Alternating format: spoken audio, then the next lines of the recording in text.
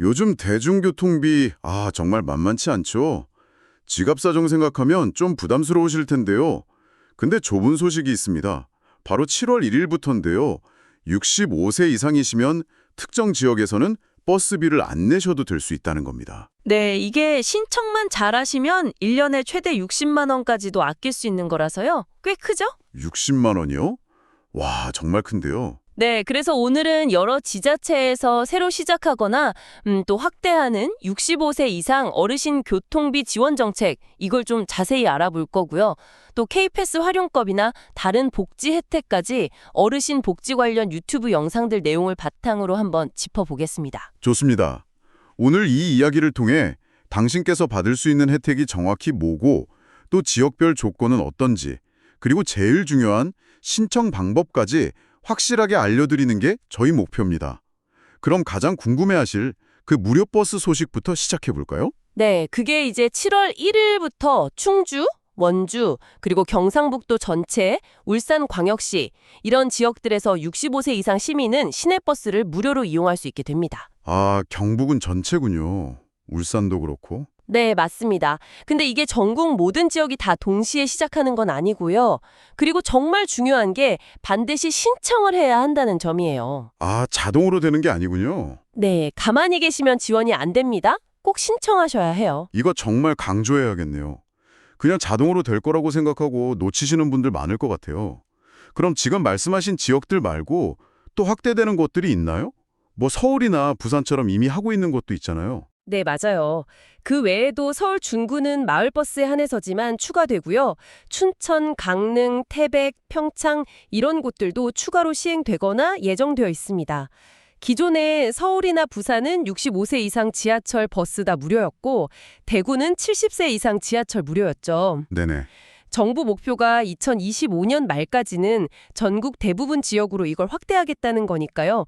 혹시 지금 해당 지역이 아니시더라도 계속 좀 관심을 가져보시면 좋을 것 같습니다. 확대되는 건 참 좋은 소식인데 역시 신청이 문제네요. 그쵸. 시행되자마자 바로 신청해야 손해가 없겠어요. 아까 소급 적용은 안 된다고 하셨죠? 네, 맞습니다.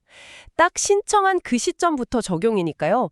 그래서 혜택 받으시려면 먼저 경로우대 교통카드 이걸 발급받으셔야 해요. 이게 필수입니다. 카드가 있어야 되는군요. 어떻게 받나요? 신분증하고 증명사진 한 장, 그거 가지고 가까운 주민센터 방문하시면 되고요. 발급비는 한 2,500원 정도, 아마 그 정도 할 겁니다. 그렇군요. 그럼 버스가 무료가 되는 지역에 사시는 분들은 이제 교통카드는 뭐 크게 신경 안 써도 되는 걸까요? 그건 또 아닙니다. K패스라는 게 있거든요. K패스요? 네. 버스비가 무료인 지역이라도 예를 들어 지하철이나 광역버스, 심지어 택시까지 이런 다른 대중교통을 월 15번 이상 이용하면요. 교통비의 최대 20%를 다시 돌려줍니다. 환급해 주는 거죠.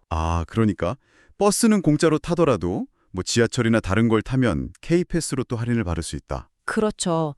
예를 들어서 한 달에 지하철을 15번 탔다. 한 번에 1,500원이라고 치면 22,500원이잖아요. 네. 여기서 20%면 4,500원을 돌려받는 거죠. 이것도 꽤 쏠쏠합니다. 오, 괜찮네요. 그럼 K패스는 어떻게 신청해요? 이것도 주민센터 가야 하나요? K패스는 홈페이지나 앱으로도 가능하고요. 물론 주민센터에서도 됩니다.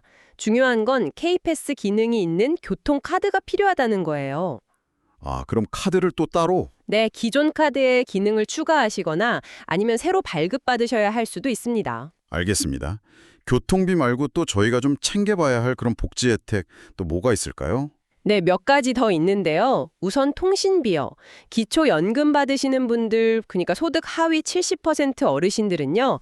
이거는 따로 신청 안 해도 휴대폰 요금 월 11,000원이 자동으로 깎입니다. 오, 자동 감면이요? 그건 편하네요. 네. 그리고 집 전화나 인터넷 요금 할인도 통신사마다 있긴 하니까 이건 한번 확인해 보시면 좋아요. 그렇군요. 그리고 아까 기초생활수급 관련해서도 좀 중요한 변화가 있다고 하셨는데 그건 뭔가요? 네, 이게 정말 중요한 변화인데요. 기초생활수급자 선정할 때 보는 기준 중에 부양의무자 기준이라는 게 있거든요. 네, 자녀들 소득 보고 그러는 거예요. 맞습니다. 근데 이 기준이 대폭 완화됐어요. 예전에는 자녀나 다른 가족 소득 때문에 아쉽게 탈락하는 분들이 정말 많았거든요. 아, 그랬죠. 이제 그 기준이 엄청 낮아져서 과거에 신청했다가 안 되셨던 분들도 지금 다시 알아보시면 가능성이 꽤 있습니다. 의료비 지원 같은 혜택이 정말 크거든요. 와, 이건 진짜 큰 소식이네요. 자녀분들 소득 때문에 좀 어려움 겪으셨던 분들께는 정말 희소식이겠습니다. 네, 꼭 다시 한번 확인해 보시길 바랍니다. 또 다른 건 없나요? 도 있어요. 이것도 계속 늘어서 연 80만 개 이상으로 확대됐고요. 월 30시간 정도 공공 일자리 하시면 평균 한 27만 원 정도 수입이 생기는데 이거 기초연금이랑 별개로 또 받을 수 있습니다. 아, 중복 수령이 가능하군요. 네. 그리고 뭐 전기료 감면 혜택 같은 것도 있고요. 정말 다양한 혜택들이 있네요. 이런 것들 신청하려면 주로 어디로 가야 할까요? 좀 복잡할 것 같기도 하고요. 대부분은 주민센터 가시면 해결됩니다. 그냥 신분증 하나만 들고 가시면 직원분들이 다 안내해 주실 거예요. 아, 신분증만 있으면요? 네. 그리고 인터넷 좀 하시면 복지로라는 웨브사이트가 아주 유용하고요. 전화 상담은 129 보건복지 상담센터로 하시면 됩니다. 여기서 중요한 건 뭐랄까 태도인데요. 첫째, 정보를 알게 되면 미루지 말고 바로 신청하는 것. 네, 타이밍이 중요하죠. 둘째, 혹시 심사에서 떨어지더라도 제도가 계속 바뀌니까 포기하지 않는 것. 그리고 셋째는 주변 분들에게도 꼭 알려주시는 거예요. 같이 혜택 보면 좋잖아요. 맞습니다. 혼자 알기 아까운 정보들이네요. 마지막으로 꼭 좀 당부하고 싶은 말씀이 있으시다고요? 네, 이건 정말 중요한 건데요. 가끔 복지 혜택 신청을 도와주겠다면서 수수료를 달라거나 아니면 전화로 뭐 카드 번호나 비밀번호 같은 개인 정보를 물어보는 경우가 있어요. 아, 그런 전화? 네, 그거 100% 사기입니다. 정부기관은 절대 전화로 돈이나 그런 민감한 정보를 요구하지 않습니다. 그런 전화 받으시면 그냥 바로 끊으셔야 해요. 절대 응하시면 안 됩니다. 네, 명심해야겠습니다. 사기 조심. 자, 그럼 오늘 이야기 정리해 보겠습니다. 7월부터 일부 지역에서 시작되는 어르신 버스비 지원. 해당되시면 잊지 말고 꼭 신청해서 혜택 받으시고요.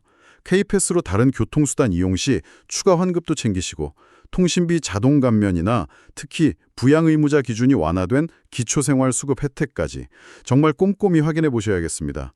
이건 당연히 누려야 할 당신의 권리입니다. 네, 맞습니다.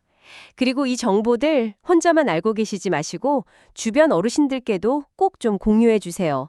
다 같이 혜택 받으면 더 좋잖아요? 그럼요. 오늘 저희가 주로 다룬 교통비나 통신비 지원 외에도요. 사실 찾아보면 더 많은 기회가 있습니다. 예를 들면 집을 담보로 매달 연금을 받는 주택연금이라든지 어르신들 대상으로 하는 무료 디지털 교육 같은 것들도 있거든요. 네, 그렇죠. 그래서 마지막으로 이런 질문을 던져보고 싶습니다.